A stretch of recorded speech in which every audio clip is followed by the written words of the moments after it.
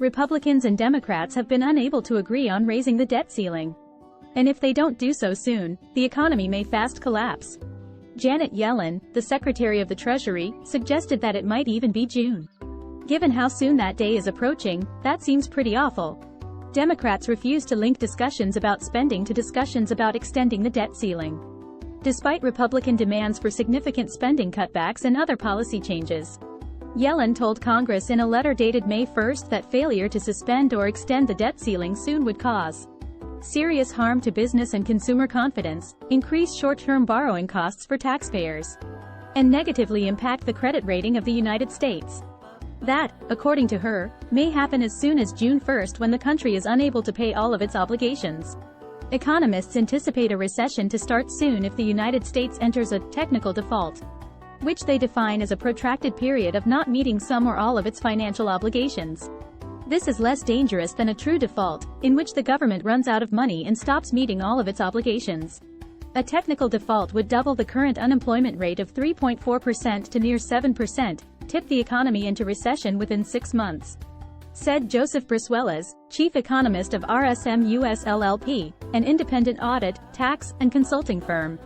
He therefore anticipates that inflation will temporarily decline before rising again in the midst of vigorous government spending.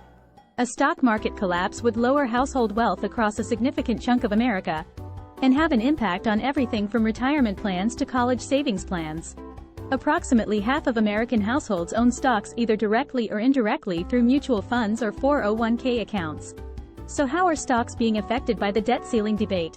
The S&P 500, the most comprehensive gauge of the stock market's performance, has gained approximately 8% so far this year. The market is more concerned with expectations that inflation in the economy would slow down sufficiently for the Federal Reserve to cease raising interest rates and possibly start decreasing them later this year. In the first half of 2023, corporate earnings were also higher than anticipated, supporting stocks and preserving the gains made by retirement funds. According to Yellen, if a default occurs, we could experience a downturn as severe as the Great Recession, lose more than 8 million jobs, and see a 45% decline in the value of the stock market, wiping out years of retirement and other household savings. It's understandable if that seems disastrous. What about the 2011 debt ceiling battle that put the United States in danger of defaulting? What does that mean for the expectations of stock investors? On August 2, 2011, the day Treasury had designated as the X-date, Congress at long last decided to raise the debt ceiling. However, stocks weren't entirely safe, even though the United States never missed a payment. The ratings firm Standard & Poor's cut the country's long-term credit rating a few days later. Political gamesmanship and doubts about the U.S.'s ability to manage its debt were noted by the agency. In the end, family wealth decreased by $2.4 trillion and retirement accounts lost $800 billion between March and June of that year, and July and September, according to a report from the Treasury.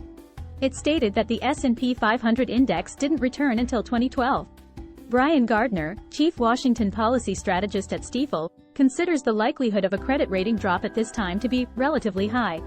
He claimed it was feasible for ratings firm Moody's, which currently offers the United States its highest grade, could slightly decrease that rating while S&P might further reduce its rating.